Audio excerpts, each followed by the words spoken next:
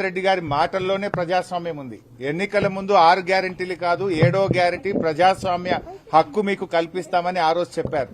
కానీ ఈ రాష్ట్రంలో పరిస్థితి ఏంటంటే ప్రతిపక్షాలు కనీసం ధర్నాలకు వెళ్లొద్దు, రైతుల్ని పరామర్శించొద్దు, ప్రతిపక్షాలు ప్రశ్నించొద్దు, ప్రశ్నిస్తే మీకు అరెస్టులు, మీ మీద ఎంక్వైరీలు, విజిలెన్స్ ఎంక్వైరీ వేస్తాం, సిఐడి ఎంక్వైరీ వేస్తాం, కమిషన్లు వేస్తాం అని ప్రతిపక్షాల మీద ఎదురుదాడికి ప్రభుత్వం పాల్పడతా ఉంది.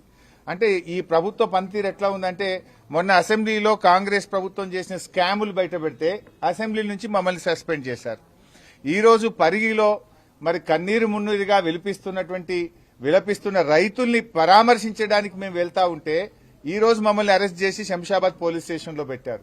అంటే ఈ రాష్ట్రంలో ఒక నిర్బంధ పాలన జరుగుతూ ఉంది. ఈ రాష్ట్రంలో రేవంత్ రెడ్డి పాలన ఎట్లా ఉందంటే గడీల పాలన, బేడీల పాలన, నిర్బంధాల పాలన, ఒక గుడ్డి పాలన నడుస్తా ఉంది, ఒక పోలీస్ రాజ్యం నడుస్తా ఉంది. ఇది ప్రజాస్వామ్యానికి అంత మంచిది కాదు.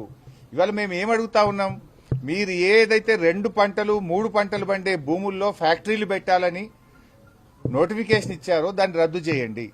ఏదైనా పనికిరాని భూములు, సాగుకు పనికిరాని భూములు ఎన్నో ఉన్నాయి, అక్కడ పెట్టండి పరిశ్రమలు. ఇవాళ మీరు నోటిఫికేషన్ ఇచ్చిన భూముల్లో పాపం ఎస్సీ బీసీ రైతులున్నారు, పేద రైతులున్నారు, మంచిగా 2 పంటలు పండే భూములున్నాయి. గా భూములు ఎందుకు లాక్కుంటారనే మేము అడుగుతా ఉన్నాం. ఇవాళ మమ్మల్ని అరెస్ట్ చేయాల్సిన అవసరం ఏమొచ్చింది?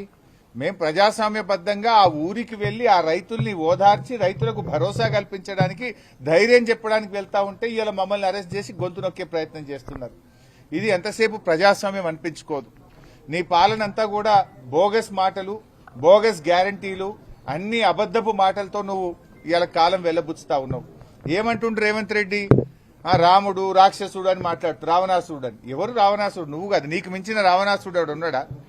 నువ్వు ప్రతిపక్షాల మీద ప్రజలను వేధిస్తూ పేదల ఇండ్లు కూలగొడుతూ రాక్షస ఆనందం పొందుతా ఉన్నావు, వికృతమైన పాలన అందిస్తా ఉన్నావు.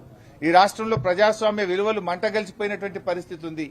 ఒకనాడేమో పేదల హైడ్రా పెట్టి పేదల ఇండ్లు కూల్చే ప్రయత్నం చేసినావు, ఒకనాడేమో మూసి అంటావు, అపార్ట్మెంట్లు కూలుస్తా అంటావు, ఒకనాడేమో ఆ మార్కెట్ యార్డ్ భూములు తీసుకుంటా కంపెనీలకు ఇస్తా అంటావు. ఇవాళ పరిగిలో వ్యవసాయ భూములు లాక్కుంటా నా దోస్తులకో నా అనుయాయులకు కట్టబెడతా అని చెప్పి పరిగిలో రైతుల భూములు లాక్కుంటావు. ఎంతసేపు భూములే తప్ప నీ పాలన ఉందా? నీ 6 గ్యారెంటీలు ఏమైనాయి? 3 నెలలకే పిల్ల పుడతాడా అని మాట్లాడుతుండ్రు రేవంత్ రెడ్డి. అందరికీ తెలుసు లోకంలో 9 నెలలకు పిల్లలు పుడతారని. కానీ నువ్వే చెప్పినావు 100 రోజుల్లో 6 గ్యారెంటీలు అమలైతాయి అన్నావు. అయినాయా అమలు? 6 గ్యారెంటీలు 100 రోజుల్లో చేస్తాను, 900 రోజులైంది, ఏమైంది అని ప్రతిపక్షంగా మేము అడుగుతా ఉన్నాం. ఇవాళ అవ్వాతాతల దగ్గరికి పోయి రాక్షసుడు ఎవడు అంటే రేవంత్ రెడ్డి అని చెప్తారు. ఇవాళ రైతన్నల దగ్గరికి పోయి రాక్షస పాలన ఏది అంటే రేవంత్ పాలన అంటారు. దిల్సుఖ్ నగర్ లోనో అశోక్ నగర్ సెంట్రల్ లైబ్రరీలోకి వెళ్లి నిరుద్యోగ యువకుల్ని అడిగితే రాక్షస పాలన ఎవరిది అంటే రేవంత్ రెడ్డిది అని చెప్తారు. ఇవాళ ఎవరిని కదిలిచ్చినా ఈ రాష్ట్రంలో అందరినీ బాధల్లో పెట్టినావు.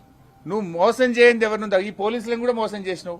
పోలీసులకు ఇచ్చే సరెండర్ లీవ్లు ఇవ్వలేదు, పోలీసులకు ఇచ్చే టీఏ బిల్లులు ఇవ్వలేదు, పోలీస్ స్టేషన్ కి ఇచ్చే స్టేషన్ అలవెన్స్ బంద్ అయిపోయింది, పోలీసుల బండ్లలో డీజిల్ కు కూడా పైసలు ఇస్తలేవు నువ్వు.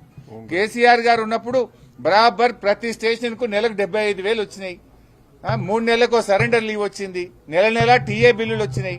నువ్వు పోలీసులు కూడా మోసం చేసినావు. నువ్వు మోసం రైతులకు మోసం, నిరుద్యోగులకు మోసం, విద్యార్థులకు మోసం, ఉద్యోగులకు మోసం, ఇవాళ మహిళలకు మోసం. నువ్వు మోసం చేయని సెక్షన్ ఏమన్నా ఉన్నదా? ఎంతసేపు పోలీసులను అడ్డం పెట్టుకుని నడుపుతున్నావు. ప్రజలకు అర్థమైంది నువ్వేదో మళ్ళా గెలుస్తా అని పగటికల్గా అంటున్నావు, ఏడబోయినా చెప్తున్నావు.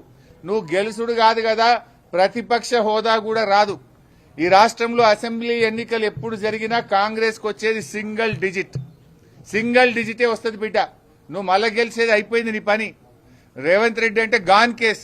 మేము ఇలా వస్తుంటే రోడ్ల మీద బస్సుల్లో నుంచి ఆటో డ్రైవర్లు, మోటార్ సైకిల్ మీద వేయటోళ్ళు మళ్ళా కేసీఆర్ రావాలని ప్రజలే స్వచ్ఛందంగా చెప్తున్నటువంటి పరిస్థితి ఉంది. నువ్వు మళ్ళొస్తా అనేది పగటి కళ, మర్చిపోయిగా. నువ్వు మళ్ళొచ్చేది లేదు. ఎట్టి పరిస్థితుల్లో రామరాజ్యం వస్తుంది, కేసీఆర్ రాజ్యం వస్తుంది.